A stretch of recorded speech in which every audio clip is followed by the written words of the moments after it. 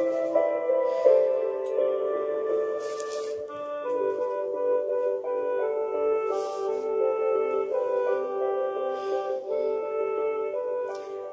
everyone. It's Martha Novak, and this is a show called Real Talk with Martha Novak. I am back into the land of the living the last 2 weeks. Thank you for your patience. I did have Omicron, or whatever they're calling the latest thing of COVID, and I was pretty sick. So while I don't have all my energy back, I have some of it back, and I'm delighted to share it with you today. And we are talking about boundaries. We had started talking about this 3 weeks ago, I guess, when I was last doing the show.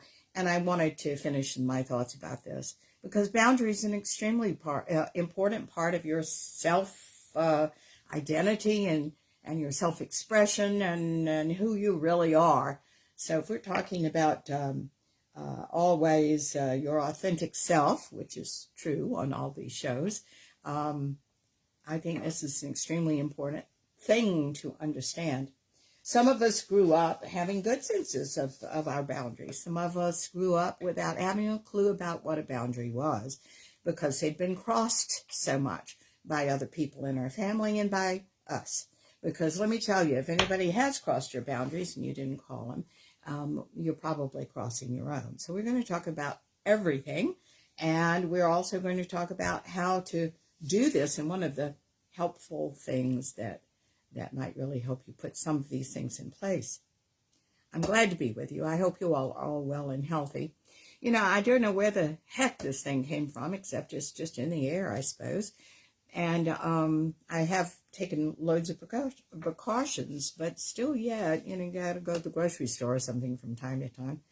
And I guess if you don't remember to spray your hands with high-proof alcohol or something like that, I guess we're all vulnerable. Anyway, I'm glad to be back. All right, let's do a prayer. Get us all on the same page and certainly open me to what I need to do here, and then we will begin. All right? Dear God, thank you so much for all of us being together again on this February 6th. And really, whenever anybody does listen to the show, we appreciate it so much. And we are now opening ourselves to see, hear, sense, and know what you would have us do as we open to the truth that lies in your enlightenment.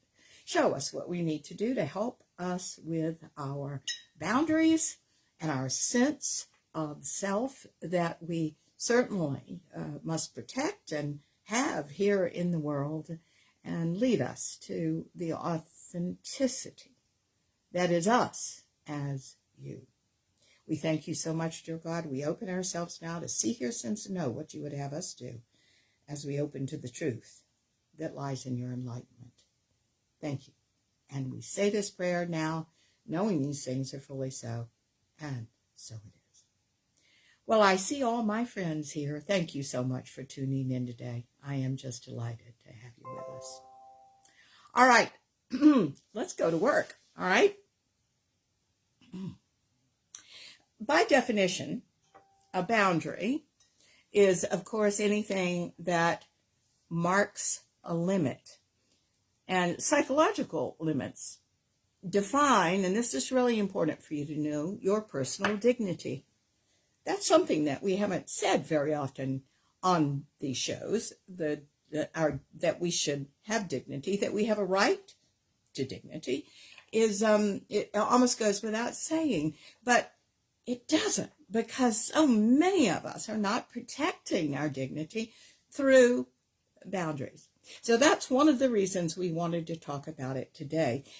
Often we say to people, you've just crossed a line. What does that mean? Well, that we are speaking about somebody has just crossed a psychological limit for us that causes, in many cases, some sort of emotional harm. It causes some sort of emotional harm. Even behaviors can come out of it that cause emotional and physical harm. This is something that is enormously important to protect. We all need to protect ourselves from emotional, and certainly physical, goes without saying, but subtle's a little more, but emotional is a little more subtle. And that's the reason we are talking about that today. We have to protect ourselves from harm, from emotional, physical, sexual, any kind of harm. It is, here's a big word for me, it is your right to protect this. Okay? You have a right to your dignity. You have a right to your self-respect. Have you ever thought what your self-respect is worth? If you have not thought of that, if you haven't even thought about your self-respect and what that means, because what boundaries do is they protect the integrity of self, which, by the way, is your self-respect. And I think that very much bears thinking about. How much is your self-respect worth? Do you respect yourself so little that if a partner came along with loads of money that treated you like absolute hell, would you sacrifice your self-respect to go with him because of the money, or her because of the money? You see, we have a lot of decisions to make out of this.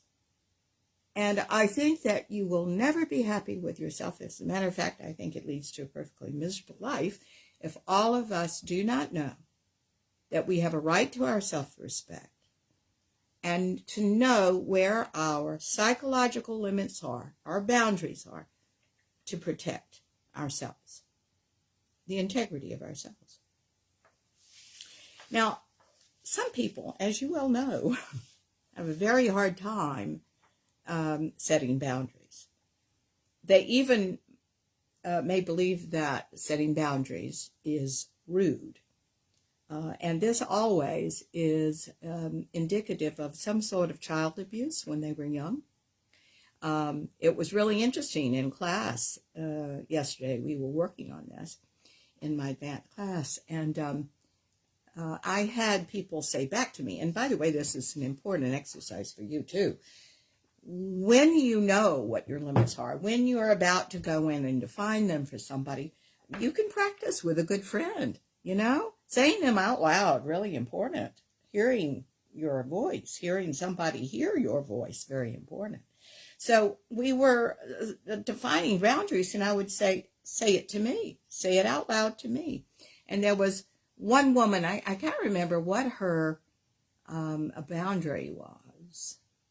I think just saying no, but in a specific way. And quite frankly, I don't remember what that specific way was right now. But anyway, she said, no. And she said, oh my God, that sounds so rude. That just sounds so hateful. And I said, well, it does. And here's why. And I'm giving you the same tip. Because you're not in it. It's just a word. You're not in it. She's not in it. Nobody's in it. Just a word. No. All right, be rude. That's lousy. But guys, you have a great gift to give people, whether you're saying no or something else, and that is you. So I wouldn't phrase it, no. I'd phrase it differently. I'd say, you know, I'm going to have to say no to that. I'm very sorry, and I understand your predicament, but I don't have the time and energy to do that right now. And I will say that I bet, you know, if you go talk to so-and-so, or if you dig a little deeper, you're going to find the answer. You can do it. Good. And all of a sudden, somebody's in there. Do you get it? Many times when we say no, or we're setting our limits, you're leaving yourself out. Guys, you can't do that. I mean, the whole point of being the nice person you are is showing that, you know, that nice person is behind the no that you're giving people. So you remember that, because that's a really important part of this. Don't leave yourself out. Show them that you're a nice person, but you're a nice person who's saying no, and then you'll have it. Okay. Now, when we talk about people that have a hard time doing this, we often are talking about some sort of abuse that happened in the early childhood home. And you remember that abuse can come in all sorts of different ways. Abuse can be subtle emotional manipulation. And it can also be severe sexual or physical abuse. Yes, and everything in between. The most insidious abuse that I see is often the day-to-day, is often this subtle emotional manipulation of a child's mind. And it makes me very sad to think that people have to go through that, but people are going through that. And the nice thing that I'm going to tell you about that is I have never seen anything that cannot be turned around. You have to want to turn it around. Some people do, some people don't. Any abuse, no matter how mild or severe, is an insult to personal dignity. By the way, I want you all to know that I'm taking this lecture today off an article that I found that I liked very much. It's a guide to psychological boundaries and its practice. That's the name of the article. I was seeing, however, that is there I should give you the author's name here. And there is no author's name here. Well, guys, I'm sorry about that. But anyway, a guide to psychological boundaries and its practice. Kind of a strange title. Nevertheless, I like this article very much, so let's keep going. So, no matter how mild or severe, as I said, this is an insult when you have had any kind of abuse like this. It's an insult to personal dignity. Now, I'll tell you one of the reasons you have a hard time calling things abuse is because it's normalized. To stand anything that is untenable, quite frankly, one of the ways that human beings do this is to normalize the behavior. Oh, everybody gets beaten in the early childhood home, we'll say. You understand? Everybody gets insulted. Sarcasm all the time that tells people they're stupid. All of those things are normalizing really bad behavior that should have been corrected a long time ago. But you're a kid. You can't do anything about that. And that's the way it should be, believe it or not, because these are growth opportunities for us in life, and if things like that didn't happen, we would not have the opportunity to grow and get past them. But you've got to decide you want to do that as an adult and have the full intention to do it, and then you can, okay? And there are many, many wonderful psychologists and energy workers and all sorts of things out here in the world.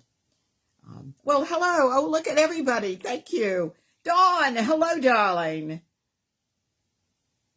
It was my mom, Betty from Garwood. Darling, no, her name was Martha. She was another Martha, and her maiden name was Crow, and she was a darling woman. So that was my mom. And Judy, hello. Yes, thank you. Hello to Pennsylvania as well. I'm glad all of you all are with me today. I'm just thrilled, and I'm so thrilled to be in the land of the living after Omicron. I'll tell you that now. Okay, so one of the things that I do want to say is sometimes we need to open our minds to what abuse is. It's too easy for us to feel superior to the person that got beaten up and physically abused when we've been emotionally abused every day of our lives, but we didn't call it that, you see. So I think it's really important for us to be realistic about what our childhood was. Now, to be realistic about what your childhood was, you got to be emotionally honest. All of you all are listening to a show like this on consciousness because you wouldn't dream of putting your hand in somebody's purse and taking money out of it, and yet we go through life not being honest with ourselves about hard topics like what we're talking about today. Well, thank you, Judy. And indeed it is, isn't it? And hey, Hope. Oh, I'm so glad to see you online today. That's just wonderful. I just consider all of you girls, even the ones that I don't know and that might be in Pennsylvania, friends of mine. So I'm very glad to see all of you all and see your pictures that come up. That delights me. It really does. So hello to all of you. So glad we're back together again. Okay. Again, any abuse, doesn't matter what it is an insult to your personal dignity. And that's extremely important. It's precisely this insult to personal dignity that explains why adults who were abused as children sometimes lack the ability to set appropriate boundaries as adults. They're not having boundaries. This is important. As a child, they're not having boundaries was a protective device. Do you see? If you didn't argue with your abusive parents or your abusive brother or your abusive, you weren't going to get slaughtered. So you learned to give yourself up, abandon yourself, this sense of who you are. So you wouldn't be jumped on and abused more, because many times when people speak up, they are. Hello, LaRonda. Oh, I'm so glad you're with us too today, darling. Thank you for that heart. How sweet. So do you understand? You have a really good reason for not having good boundaries, not the least of which is nobody ever talks about this, right? I mean, it's important, I think, on all these shows when we are talking together like this. I'm always trying to ask you questions and bring up subjects that society doesn't talk about, so that we can ask ourselves these questions and say, do I have personal dignity? How much is my self-respect worth? Do I even have it? Am I protecting this with boundaries? And by the way, I'm not talking about being belligerent about this. I'm not talking about going through life angry with your hand in the air. What that will show you every single time is that you are not protecting your boundaries, not that you are. There's no reason to be angry if you're protecting your boundaries. You're just protecting your boundaries. But if you're saying, I have to tell my truth, which is the common thing, that it's kind of like written in the sky, like, hello, Dorothy, I have to protect my boundaries, means you're not really protecting your boundaries. You don't have a clue about what that means. And you're just mad. And oftentimes when somebody says something like that to me, you simply have to understand that you are doing that and angry because you're angry with you because you have not done what you're supposed to do. You have not stood up for yourself. You haven't protected yourself. I mean, there's a delightful way to do this, just to say, excuse me, you just crossed the line. Get your toes back over the line over there. That's my business, I wouldn't tell you that. So there are all sorts of ways for you to, in the kindest and gentlest and most adorable fashion, because all of my darling clients are that adorable, there's a way to stand up and to say, here's where they are. But that's the rub. Many people don't know where they are. And we're talking about that today. Keep in mind, too, to go back and listen to the show 3 weeks ago, because we opened the door to this that we're talking about right now. And I think that's extremely important for you to have the whole story, Okay. You learned as a child then, this is what I want you to remember about this discussion, to set aside resistance. And if you set aside resistance to what wasn't right in your house, it usually meant less hurt for you. So you've learned to abandon yourself. You've learned to give yourself up. Now, as adults, because that's so unnatural, we are angry about that, resentful about that, and we are angry and resentful every time we do it. We've got to stop doing it. And here's why. Because every time you're doing it, you're psychologically telling yourself you need to do that. You need to abandon yourself. You're going to get in trouble. Well, you're not in that early childhood home anymore. For God's sake, that's not true anymore, but you're not challenging yourself. You don't need to do this anymore. Now, you may say, oh, but if I stand up for myself and my hours in this abusive business that I'm in, I'll lose my job. And I'll say, well, how much is your self-respect worth? How much is it worth? How much is self-respect worth? Because I'm going to tell you, if I was worried about losing my job with something, I'd really look around. Because yes, we need to work. Yes, we need jobs.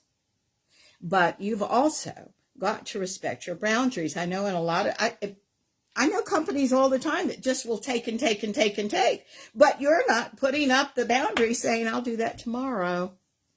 This is too much work. You're going to have to give me an associate so I can slide some of this work to someone else. Again, it's learning to communicate as an adult who respects her boundaries and his boundaries. Do you understand, guys? Nobody's going to do it for us. We've got to learn now to do this for ourselves. And I will tell you now that I don't think there's a price tag on human dignity, on self-respect. And I think that's a question that we must ask ourselves. Is this something, am I respecting myself when I do this? If the answer is no, it doesn't mean you have to quit your job. It does mean you're going to have to do it differently. Change is good. Promise. Defenses that served you very well as a child, like what we're talking about now, the resistance and abandoning yourself and having no resistance to boundaries being crossed when you were a kid, meant less hurt. Yes, I agree with that. However, what assured your survival as a child is going to cripple you as an adult. It's going to make you anxious, fearful, by the way, self-deceiving, because we're all self-deceiving if we're doing this, self-sabotaging, and we'll still abandon the self. That doesn't work for us as adults. Why? Well, I think it's something that this show is all about, consciousness. We're supposed to be wiser as we grow older, as we learn more. We're supposed to grow in our wisdom. It's supposed to deepen in us. And therefore, if it does not, if we're still doing the same things we did over and over again as a kid, living by road, don't you understand, my darlings, that you are going to rebel. You're going to get more and more resentful, more and more belligerent. You're going to get ill at some point because your body will break down. All of these things start, by the way, they start energetically. We have 4 bodies that I work with, which are the mental, emotional, physical, and spiritual bodies. Spiritual body being the energetic body that when we shed our earthly form still lives. Okay. And these bodies learn and grow and should, deepen in consciousness as we go through life. What happens many times is that we use them inappropriately.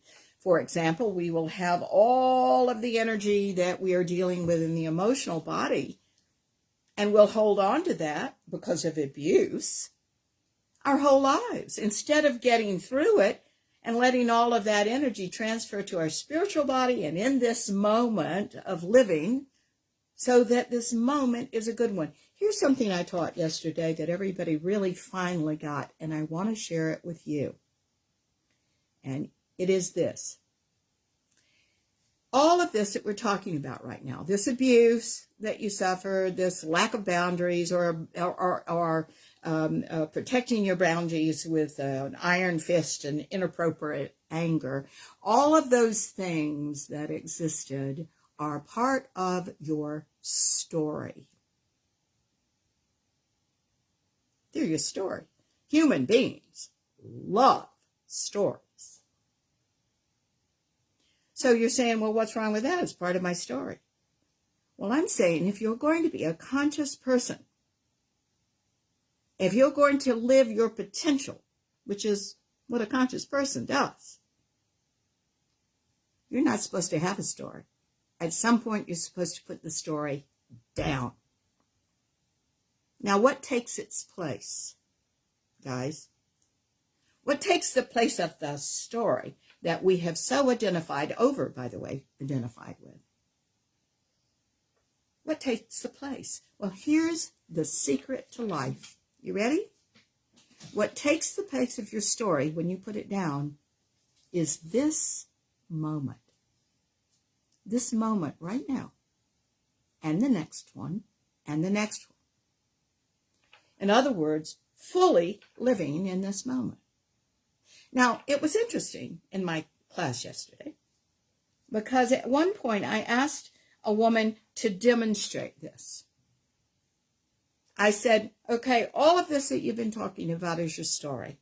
So now, if we are going to actually set it aside and put it down, I want you to fill this space right now with what we talked about. So you have the stage. And she was completely buffaloed. She had no idea what I was talking about. She said, I don't know how to do that. And so I said, well, let me do it for you to demonstrate. Here it is. We are sitting in our abode. What kind of chair are you sitting in? What does it feel like? Who's in the room with you? A partner or a dog or cat? Friends? Are you alone? Are you really alone? Or do you feel good because you're connected to the universe? What's going on here? It isn't right or wrong or good or bad. It's what's going on in this moment. Are you warm enough? Are you cool enough? Are you comfortable in some way? Are you drinking a good cup of tea? Are you talking to friends? Friends you don't even know, and yet we feel connected to. That's what's going on right now. What are you doing in this moment? You see, guys, one of the things I want you all to realize, and one of the things she finally got, is it's about the literal moment. It's not about your story anymore. Throw the story out. The story has all of this stuff, this abuse in it, all of these ways that you have managed to live your life so you are not going to be hurt again. And a lot of times, how you're not hurt again is to isolate and withdraw. That is not the life you're supposed to live. You're supposed to learn how to function in the world and learn how to have your boundaries. You understand? You're supposed to be connected here. This is a loving place. And if you're saying to yourself, oh yeah, well that's her reality, but it's not such a loving place for me, I'm going to ask you to look at how harsh you are being to yourself to think that, and how you don't have your boundaries up. How you don't know about them yet, because you will. And you'll find out that it's a change of perspective that's on the other side of this. And that's what consciousness is. Opening up to see what really is. Seeing how you've abused yourself, although you thought it was perfectly normal. You see? We have to learn new things if we're going to deepen and grow. Change. And it's all good.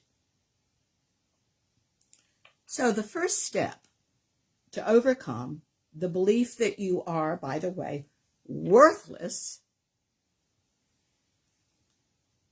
is to understand that you do. Now, some of you all may be saying, I don't feel like I'm worthless. And I want to say, I think that's not true. I don't. Now, you keep in mind, you're a mental, emotional, physical, and spiritual body. I'm delighted. That's the way we should have it. But here's the thing that happens. There are imbalances that occur here. So you can mentally have seized on this and other work and say, wow, I'm great. I'm this, I'm that, I am really. And it's in the mental body. And consciousness, I'm going to put on the table right now, doesn't open until every single part of you, mental, emotional, physical, and spiritual, are all in sync. Also, I want to put on the table that your emotional body is a mix of contradictions. We are constantly contradicting ourselves there. In other words, you want a partner, but you don't want a partner. Okay, there's a nice contradiction. Another contradiction is I'm worthless and I'm queen of the world. Another contradiction. All of these things are part of the old story. They are part of what we did as part of the old story to help us get up in the morning, breathe deeply, and put one foot in front of the other and do it all over again. Life is about more than that, kids. So there are these contradictions in you. And if we say, no, it's not spiritual to hate, I'm going to talk to you about hate in a little while. I think it's very spiritual to do that. But I don't want you to stay there. Okay, so we're going to talk about that in a minute. Oh, it's not spiritual to feel worthless. I should feel better about it. No, you do feel worthless. Let's go on and accept it. Look, in my work, it's reality based. All right, we have to say, yeah, I really do. Part of me still does. Okay, now I can do something with that, kids. And so can you. But this whole denial of what really is in us that makes us human, this non-acceptance of all of our feelings when they're negative, darlings, it's not serving us. Because the key to healing is for you to say, yeah, that's exactly like I am. And one of the feelings that having poor boundaries engenders and covers up is worthlessness. So that's a really important thing for you to realize. There is an element in me still that feels worthless. You develop, now this is really, really important. You develop this belief. Please write this down. I think this is an important sentence. And by the way, keep in mind, all of you all, that you can listen to the show over and over again. You know, it's on Blog Talk Radio. It's on Facebook Live. It's on YouTube. These things get transferred to all of those mediums, and they get archived there. So you can listen to some of these shows over again if you miss something. But here's the important sentence, and I do think this is vitally important. You develop this belief of worthlessness to tolerate your lack of resistance to abuse. May I say that again? You developed this belief of worthlessness, of your worthlessness, to tolerate your lack of resistance to abuse. In other words, as a kid, you could not fight the force of parents, of older brothers and sisters, of mean kids in the neighborhood. You had to not resist to protect yourself. You understand? So what did you do with that? The only explanation was to turn it in against yourself. And you became worthless. You understand? I mean, what other explanation is it if people are mean to you? You must be worthless. So that's the way your mind created this. It's not true. That's the way your mind created it to understand a perfectly dreadful situation that was going on. Now, the interesting thing to me is I find that one of the most creative aspects of human beings. And human beings, when they're young, you did this without consciously knowing what you were doing. That's brilliant. That's a brilliant use of energy. You gave yourself an explanation that kept you alive, because when you don't have an explanation, when you are not good at creating issues, we tend to get sick and die because the world is too random for us to get. No, you made yourself worthless. That was why you were abused. There you go. Now you've got a good explanation. Now you can live and try to avoid anybody seeing that you are worthless. And you've got a system. You've got, there's the word again, a story. You see? But is it a true one?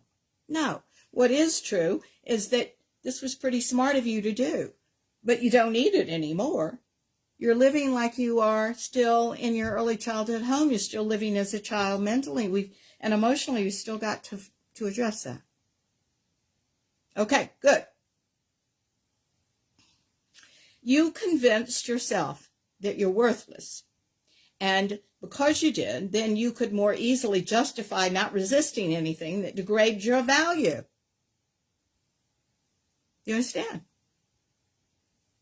So you convinced yourself you were worthless. This made it more easy to justify your not resisting, your not having boundaries, so that people, you, stepped over your boundaries all the time, which degraded your value. Okay.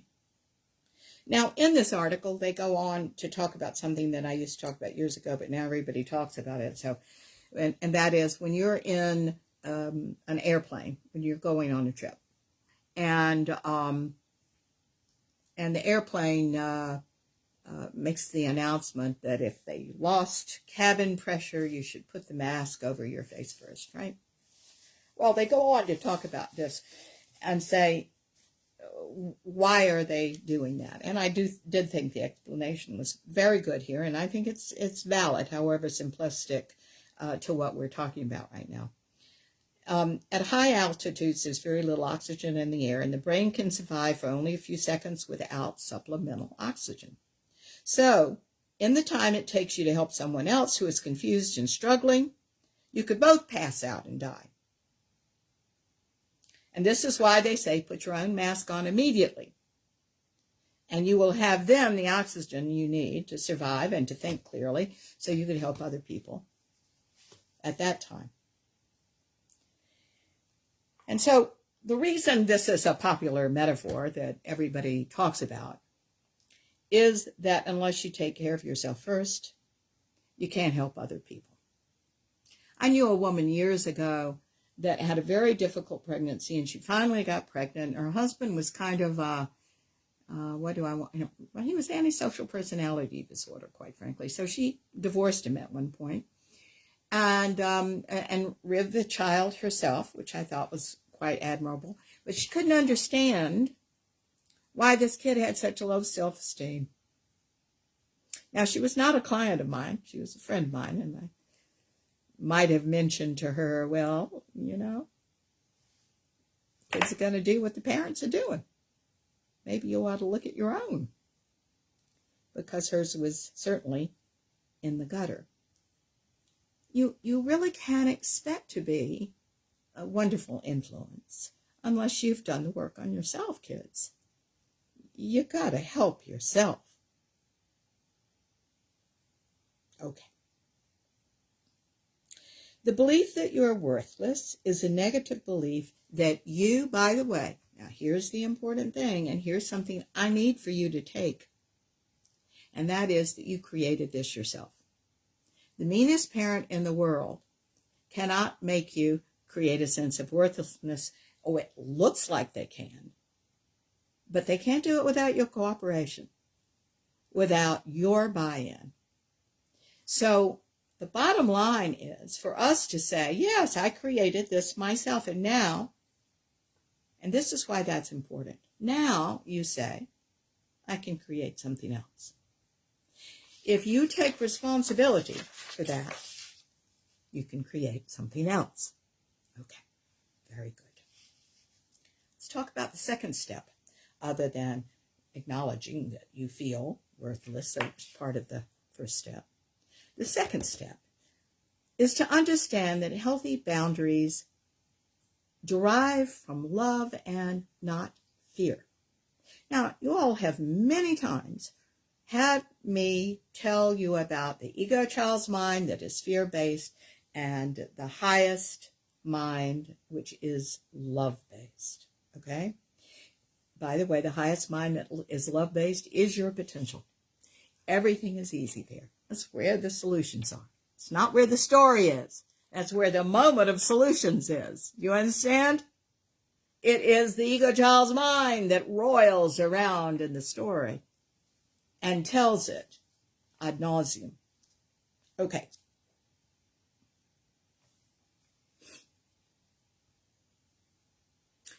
Bottom line here is why you say and do and think and feel what you do. In other words, what's your motivation? And, you ready for this? What mind does it come from? The ego child's mind or the highest self mind? In other words, there can be a drowning child in the river and somebody can rush in to save it because that person wants the publicity. Which mind is that? Ego child's mind, all about them. Child still drowning in the river. Somebody jumps in to save it who doesn't give a blooming care about themselves, and they don't care if they die, but they're going to try to help the kid. Which mind is that? Still the ego child's mind.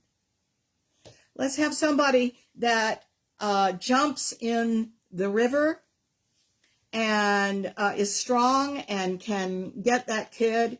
Doesn't want the publicity, just wants that child saved. Somebody else on the bank knows that they are physically too weak to go and save the child, but they're on the phone right away with the department of the police department or whoever they're calling to get an ambulance there to help anybody who needs it. Now we're talking about highest self motivations as opposed to ego child's mind motivations. So this whole thing about sacrifice, I think you need to rethink. Because this is a society that kind of stand under an umbrella. Oh, sacrifice is good, right? Yeah. It's not. It depends on what mind someone is in. In fact, the whole world, you can look at the news and go, what mind is everybody in here? And it's thank you so much, sweetheart, for that. It's quite an eye-opening experience. What mind did that come from? Did that come from a fear-based self or a love-based self? Where did that come from? A lot of things. They're on the news right now. Everybody appears to be so altruistic. Oh, they're not altruistic at all. They're making money out of something. Or they're getting their 15 minutes of glory out of something. Guys, wake up and see there's a difference between minds here. And you'll get more and more aware of that if you are more and more aware of your own. What's motivating you here? Okay. Now, there are people, of course, that can set aside their own intentions for the good of the whole. That's the higher mind. And I can think of an example in my own coaching work. Several years ago, I was coaching a business. And this was, I say several years ago, it was like 20 years ago, who went to a no smoking policy.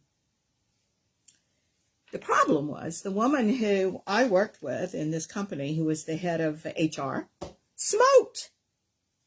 This was enormously inconvenient for her. They had come up with something so that it made it very inconvenient for smokers. They had to go like quite far to get almost off their property to have a cigarette on their break. So she didn't like that at all. And she said, I got a real problem because I've got to announce this to the company like it's a good thing. So we had to change her mind about this because it was the ego child's mind that said, this is damn inconvenient and I love my cigarette, and how dare they try to take a cigarette away from me and my convenience and what I've always had. You know, she was furious. Okay, all ego child's mind stuff. She was not going to look good no matter what she announced in the words if she still believed that. So what we absolutely had to do is say, okay, we gotta look at the higher self here. So you're going to be a little inconvenienced. Do you think smoking's that good for you anyway? Oh, thank you, Dan. I'm so glad you're listening today. We're really glad to have you with us. Thank you. So I said, you know, is it great to smoke? Are you thrilled? Does that make you feel worthless or worthwhile when you smoke? What's going on here? I know I shouldn't smoke. All right, well, good. It's making it harder for you to smoke. This is going to be, it's going to get you in better shape. You got to walk all the way across this damn parking lot to get to the other side, stand under a tent, even in the rain, to smoke your blooming cigarette. Well, we'll see how long you like that. No problem. Let's see. And she started talking to me about this, and she went, well, you know what? I've been wanting to give this up. And I said, well, look, here's the interesting thing about this, right? We should ourselves to death. I should give up cigarettes. I should, so bad for me. And we blame ourselves and we shame ourselves and we beat ourselves up. Why don't we let your healing organically happen here? And why don't you not have any opinions like that, which, by the way, are all part of an old story? And why don't you, you walk a mile to this place where you've got to go and smoke your cigarette and see how much you like it through the months? Because you just may decide it's not worth it to continue to be a smoker. Why don't you let life work for you? Why is everything a force? Well, the answer, of course, is that everything was a force in the childhood. But she's the force to herself now. So she did this. She said, absolutely, let's just organically see what happens. That's going to be a pain in the ass to walk to the other side. It'll help my thighs. I'll walk there. I'll see how long I want to do it. And sure enough, within the year, she'd given up smoking. Having the belief that this was all going to be good in some manner for each individual who this touched really worked out well for that company in so many ways. Many people stopped smoking. Okay, so guys, suppose in life nothing is really good or bad. Have you ever thought of that? Suppose nothing is either, I've just gotten rid of, there it is. My hand will touch something and all my electronics will disappear. I'm not very good at that kind of thing. We've got to realize that suppose there's a gift in everything. Go find the gift. I think that's a real part of self-respect, is to not just put pronouncements, labels on things like we did, by the way, when we were kids. Good, bad. They're on us. We put them on us. But suppose there aren't any labels. Suppose things just are. And suppose there are gifts in everything. Now, if you start trying to find those, guess what mind you're in? You got it. You're right. You're in the higher mind. Okay. I think you can see now there is a real difference between someone who has clear boundaries and is willing to protect them. Now, the story about the cigarettes that I was just telling you is not quite the story that certainly says you need to protect your boundaries. She needed her boundaries changed. She needed to think differently. She needed to be in the higher mind to do what they were asking her to do in her office. You understand that? And that is a big difference. That's a boundary as well. You've got boundaries in the ego child's mind. You got them for the highest self. She needed to change into the highest self mind. Everybody's got both of these minds. Every single one of you does. And sometimes it is as easy as changing from the ego child's mind to the highest self mind. Okay. But needless to say, regardless of that story or any other stories, there's a big difference between someone who has clear boundaries and is willing to change and or protect them, and who can willingly, possibly even set their boundaries aside for the good of others. She set her ego child's mind aside for the good of all, right? There's a real difference in somebody like this and someone who, because of fear, tolerates anything. Who, because of fear, tolerates anything. Who won't even step up and make new rules for them. You've got to, I've known a lot of businesses in my time. I'm a coach to corporations, and I've seen, I'm thinking of a company that I knew who was I've worked for a lot of architects, and I've worked for some really good ones. One of my best friends that I had in school was the head of one of these companies. He's passed away last year. But I can think of another one that I just simply coached. This was not a company that I was real close with any of the people in it. But they hired bright young things right out of school and abused the hell out of them. They all worked too long. They all worked too hard. They worked themselves to death. They left within a couple of years. They hired somebody else to work to death. When you realize that you are working with a company like that, it's important for us to, again, here we are, face the truth. It doesn't necessarily dictate what you're going to do.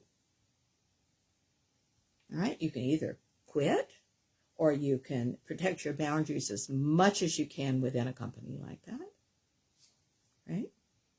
But something needs to happen. Or you can decide to give them everything, your life for 2 years, and have no life of your own, and then leave in a couple of years. But the only reason that I'm not real wild about that is it doesn't teach you anything, does it? Not really. It doesn't teach you anything, and you're just reinforcing what you used to do when you were a kid in your early childhood home. Acting out of fear supports, what do I want to say here? They say rudeness and disorder. And I agree with that. But acting out of fear every single time you do it, and here's the thing, every single time you abandon yourself, every single time, you are convincing yourself on a psychological and a very deep level that you need to do that. That, to me, is the damage, isn't it? Because do you need to do that? The bottom line is no. You've got to learn to respect yourself and have self-respect and maintain your dignity. Sometimes it's nothing more than just making some changes in your life and being able to say no. in the nicest way, because you're you. But acting from the highest self, acting from that place of loving yourself and others, really brings good in the world. You're certainly living by personal example, and you're protecting your boundaries quite healthily through acts of love. I do believe that having good boundaries is a very important part of your being able to love yourself. Now, I want to talk about something that might be a little hard going for us to talk about, but this is really, I mentioned hate earlier, so we're going to talk about that in just a second. I think this is a real important thing for us to talk about. First of all, I want you to acknowledge that every living creature has its own territory in which it lives, and it defends against intrusion. You can't think of one that isn't like that. Okay? Boundaries are so fundamental that even criminals have them. Isn't that funny? Criminals might thrive on violating the rights and the integrity of others, but they have oftentimes their own internal code of ethics, their own boundaries. So everybody's got them. So considering that boundaries have a core purpose in civilization, and individuals' lack of personal psychological boundaries isn't really a true lack. Here's the important thing. At least it's not a lack in the philosophical sense of something that is missing. Instead, this apparent lack is really a refusal to defend your own dignity. Are you getting this? This lack of your ability to do that is not anything missing in you. It's right there. You were born with everything everybody else has. It is a refusal to defend your own dignity. And it's a refusal, here's the word, based on hatred. Hatred of yourself and hatred of others. Now, I want to stop for a minute and talk about hate. It's interesting because we all, as human beings, can say some pretty vicious things to each other, and we have, and we do sometimes quite serious things to one another and our fellow human beings out of our ego child's minds. But it's interesting, because many times when I start talking about this subject with people, they say, oh, I don't use the word hate. Oh, no, I don't use the word hate. Somewhere in your childhood, somebody has said, oh, you don't hate. Throw that word out. That's not a good word to use. Well, what do you do with the feelings? Because you do hate. You're a human being. That's ridiculous. That's absolutely insane. There are times that you have hated yourself, and perhaps it's chronic. And if we don't talk about it and we don't get to it, you can't fix this. If we are hating ourselves, you bet you're hating other people. You're hating yourself because you didn't make enough money to have what you want. You hate them because they have it, for example. You see, but we're off the subject. The only thing bad about the word hate is that it's off the subject. It doesn't have anything to do with what happened to you and whether you hate yourself and whether you hate them and what you don't have and what you have. It has to do with you're not living in the moment, making the most of your potential. Right here, right now, this is a sacred moment. It's never going to happen again. Do you realize that? This moment that you're living, this moment that we're sharing together and that we're sharing with a lot of people, it's never going to happen again. This is a sacred moment because it will never, ever come again. And the next one's like that, And the next one's like that. What are you doing with it? Are you just telling your story over and over again? That's not a good thing to do. The whole point is to get to the point, resolve everything, and put the story down and live in this moment and make something wonderful of it. Do you understand? I think you do. It's hatred for the self that results from living in fear because of having been mistreated or abused as a child. Unable to make sense of senseless hurt, a child, using imperfect childhood logic, arrives at the only logical conclusion. It's my fault. I'm just worthless as a person. I deserve condemnation for being worthless. And I deserve condemnation for always being so afraid. And there we are. It is self-hatred caused by fear that is caused by abuse. Hi, Peter. Oh, please come and join us, Peter. Yes, indeed. So, self-hatred caused by fear that is caused by abuse. I think it's really important to acknowledge our hate. I don't want you staying there. In fact, if you are a client of mine, I'm going to move you out of it as soon as we get it all. But not to get it all is a mistake.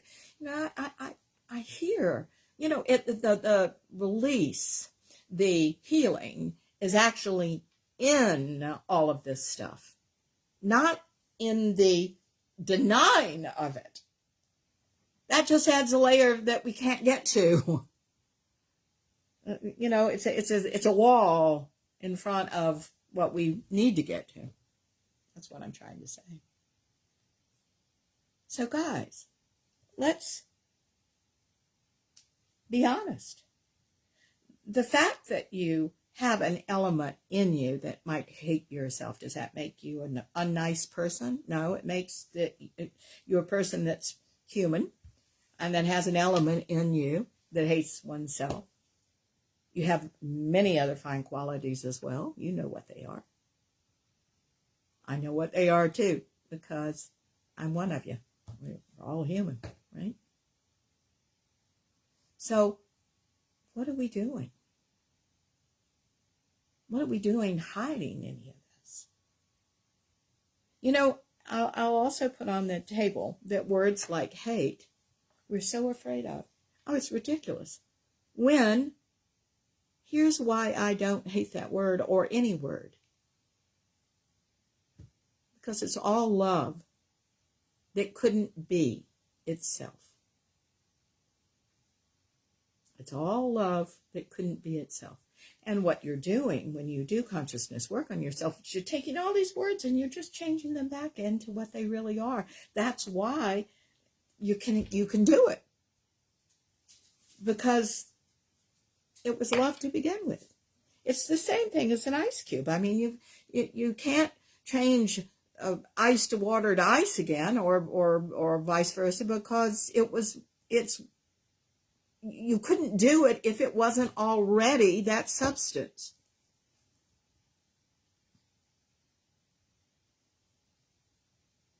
You're able to turn ice into ice because it's water, and you can melt the ice and it becomes water again. This is the same thing with words, all words, like hate. It's love that couldn't be itself. So let's resolve why it couldn't be itself and go right back to being and living and thriving more in the highest self. Okay. If you didn't have this element of hate of yourself, how would you take better care of yourself. I think that's an important thing to look at. You could take proper care of yourself. What would that look like? I hope once we get off the air, you'll actually think about that a little bit this week. And here's the thing. Then do those things. Take proper care of yourself. Not because you have denied that you hate yourself, but because you found out you do, and now you want to do something different. There's the power. All this self-hatred is so interesting. When a child is mistreated by a parent, for example, the child will be angry with the parent, but it will feel dangerous to be angry with someone the child depends on for food and shelter. So the child hides the anger and hate by turning it against themselves. Do you understand? You turned it against yourself. There it is. That's how you dealt with the feelings. They have to go somewhere. If you play it out, you could be decimated, so you don't want to do that. Can't do that. But they have to go somewhere. So you've turned it inward. Here's your story, isn't it? Adds to your story. Story's got to go, kids. The interesting thing about stories, too, and I want to put this on the table because I want you to understand it, is it's everything in its time. And what do I mean by that? Everything in its time. I don't want you putting your story down until all this is resolved. I don't want you to put your story down until there's nothing else to know. We need to be talking about that. You need to be having a counselor and talking about that and getting that resolved. You are not going to be able to stay there. No good counselor is going to leave you there. Got to move through it. Got to resolve it. Got to start saying, oh my God, I see the bigger picture here. It wasn't just about me and this, and it wasn't just, we have to wake up and go, my mother was a brute. My father was an asshole. I mean, wake up. We've got to call it like it is. And then all of a sudden you start seeing, wait a minute. I'm not worthless at all. They didn't have a clue about who I was. I mean, I'm just giving you an example. I'm just making up the story as I go, kids. But something like that happened to everybody. It's time not to do that anymore. It's time to resolve all that, start seeing from a different perspective, and it's only then that you're able to start putting the story down and living in the moment. I get so tickled with the philosophy of mindfulness. Oh, let's all go be mindful. Try it. You can't do it. Not in a consistent manner. Why can't you do it? Because this isn't resolved. It must be if you're going to live a fine life. It must be. It's the path. Awareness, consciousness, and enlightenment. So you're in, when we're talking about things like this, the awareness part of this. What exactly happened here? I always saw it from my perspective, my little myopic perspective, who gave up her existence to a parent because when they walked in the room, all the air got sucked out. Okay. Part of your story, that's fine. Let's hear the rest of it. Let's resolve it. Let's see things differently there. And then all of a sudden, the story gets pretty damn dull. And you're ready to start putting things down and finding out who you really are in this authentic thing called your potential. Hidden hatred hurts you and hurts other people. When others mistreat you, your dignity is insulted. But by keeping quiet and allowing them mistreatment, you deprive them of what would essentially be a psychological warning about their social impropriety. It's a way to teach. Now, do you want to teach everybody? I say no. One of the real things that I learned growing up was when to be quiet, when it didn't matter to me what anybody else did. You understand? This whole thing that we see on social media and the internet about shaming everybody else, who gives anybody the right to do that? These are people, and one of the things I want you to realize, these are people that don't have a clue about boundaries. Which, if they knew what they were revealing about their own childhood, they'd keep quiet. What in the world has society become where everybody gets to say what they think about all this stuff and put opinions that don't matter a whit? Everybody's got to be heard. Well, it's because you're not hearing yourself. That's what I want to say to them. Come on. Wake up.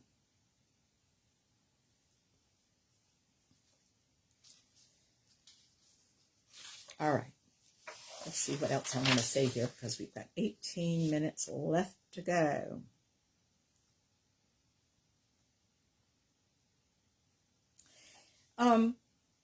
Examples of healthy boundaries. Should we talk about that?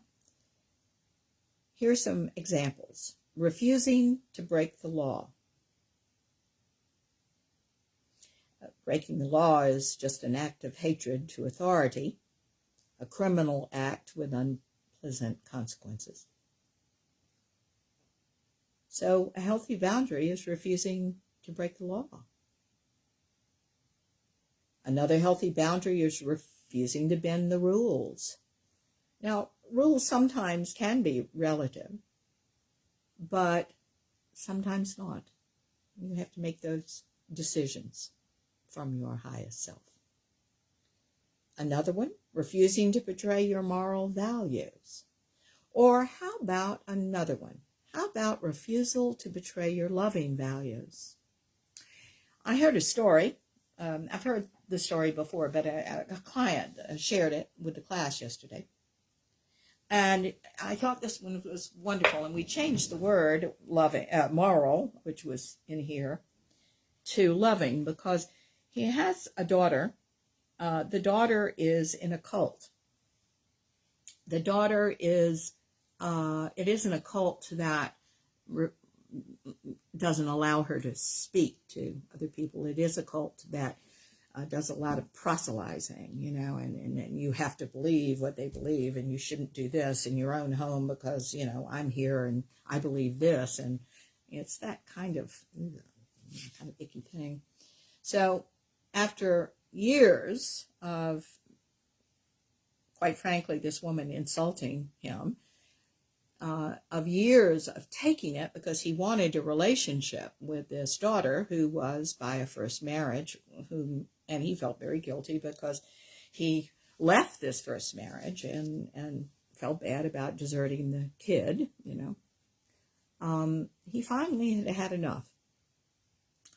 And he wrote her, he had shared it with me, one of the nicest, firmest letters ever, about how, he supported completely her right to believe these things.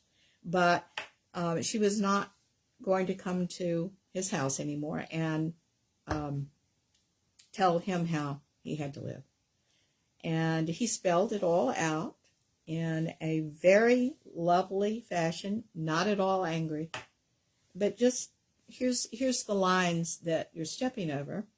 And he ended the letter by saying, I really love you. I will always love you. I will always have my arms open to you if you ever want to come back. You also have the right to, of course, never speak to me again, which, by the way, is the way she chose. And we talked about that, and that's why we changed this line, because refusing to betray your moral values.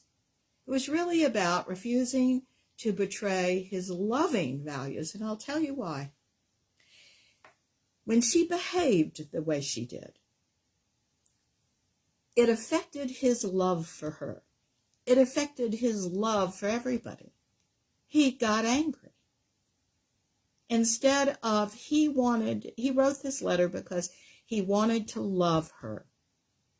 And perhaps now he has to love her over there because she doesn't have anything to do with him. But he still loves her. And his love is purer than if she was always crossing his boundaries, you see? I thought that was just a remarkably brave and wonderful thing that he did there. But she was, because of her behavior, causing him to betray his loving values. He wanted to love her.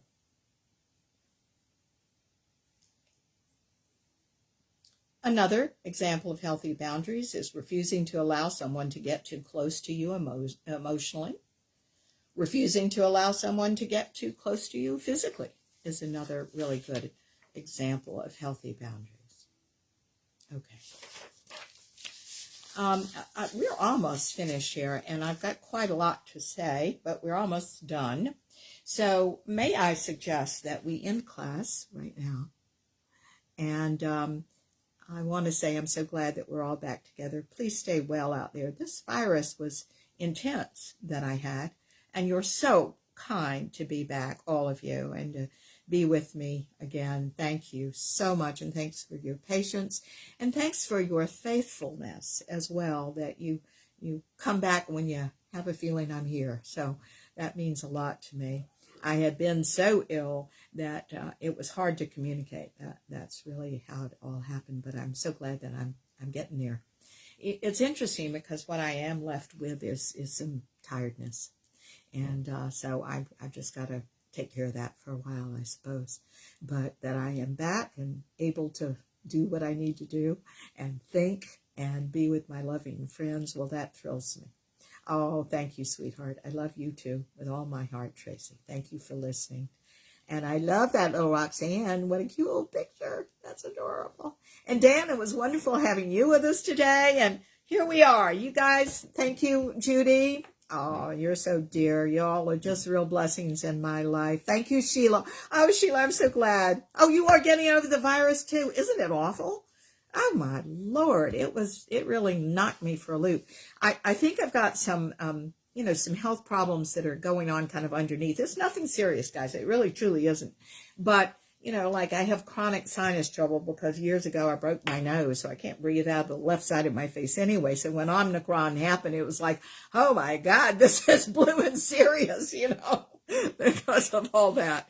So, sweetheart, I hope you're getting well too, and God bless all of you. And thank you, Judy. And yeah, you're still fatigued. I get it, Sheila. I get it. My husband reminded me this morning. Hey, John. Oh, thank you so much, darling. My husband reminded me this morning that his 98-year-old mom in Vienna, Austria, had the worst one. I mean, she had the original COVID thing, right? Hey, Michelle. Oh, thank you so much, darling. Oh, it's so good to talk with you, too. And, it took about 2 months for her to, get back. And she also had a post-COVID heart attack, which, may we all be spared. All right, kids. I love you. Thank you so much. I send you all hearts, too. I would send them to you, except I don't know how to do it. You know me and technology. But anyway, great to talk to all of you. I'll see you next week, okay? Take care of yourselves. Bye-bye.